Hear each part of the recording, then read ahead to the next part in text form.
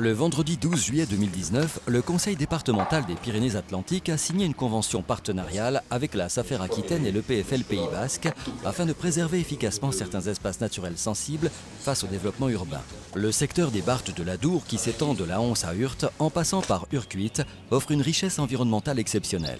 Ce vaste territoire de 360 hectares ne laisse pas insensible le président du conseil départemental. La plupart du temps, ce sont des périmètres où l'activité agricole ne s'exerce plus parce qu'il n'y a jamais eu de très forte rentabilité, des prairies de qualité médiocre.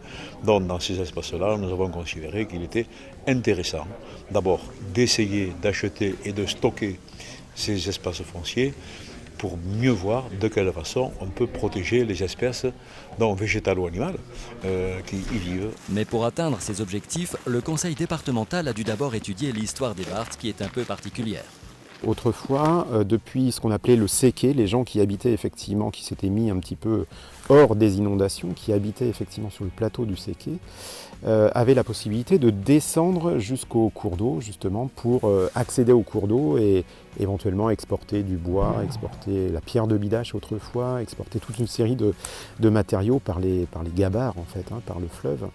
Donc c'est la raison pour laquelle, historiquement, on est en présence effectivement d'un parcellaire en lame de plancher, c'est-à-dire des petites parcelles très très peu larges, mais très très longues, ce qui fait qu'on a une multiplication du nombre de propriétaires. Mais certains de ces biens ont depuis une centaine d'années été abandonnés, rendant la recherche de leurs propriétaires très délicate. C'est l'une des raisons pour laquelle le PFL Pays Basque et la SAFER Aquitaine interviennent aux côtés du conseil départemental. Mais chaque entité joue un rôle bien spécifique. Le rôle de l'EPFL à proprement parler sera plus de réaliser des études préalables et d'être en amont des interventions de la SAFER, en effectuant un diagnostic précis de la situation foncière, qui est très particulière sur les Barthes de l'Adour. Seconde étape pour nous, on viendra participer au financement de l'intervention de la SAFER, puisque en tant qu'établissement public foncier local, on se doit d'assurer un retour sur l'ensemble du territoire de nos communes. Nous, on va contacter l'ensemble des propriétaires, voir avec eux s'ils souhaitent vendre leurs biens. S'ils ne souhaitent pas vendre, on les laissera propriétaires. L'idée, ce n'est pas forcément de devenir propriétaire de tout, mais c'est donc d'acquérir les parcelles pour lesquelles les propriétaires sont vendeurs. Et annuellement, on rétrocédera, on revendra le foncier qu'on aura acquis au département. L'objectif étant que ce soit le département qui, à terme, devienne propriétaire de l'ensemble des périmètres. Les experts de la SAFER et de l'EPFL Pays Basque estiment qu'il faudra entre 10 et 15 années au conseil départemental pour maîtriser l'ensemble des biens.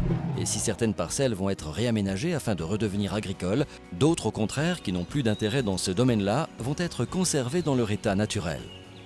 Elles seront surveillées de près par les techniciens du conseil départemental, car elles possèdent une biodiversité remarquable, plus d'une centaine d'espèces d'oiseaux différents, 40 espèces de papillons, 30 espèces de libellules ou encore 8% des espèces végétales présentes en France. Donc on a fait un certain nombre d'études qui nous permettent de localiser ces espèces et ensuite d'envisager des voies d'amélioration, parce qu'il y a un certain nombre d'espèces qui sont dans un état de conservation peu satisfaisant.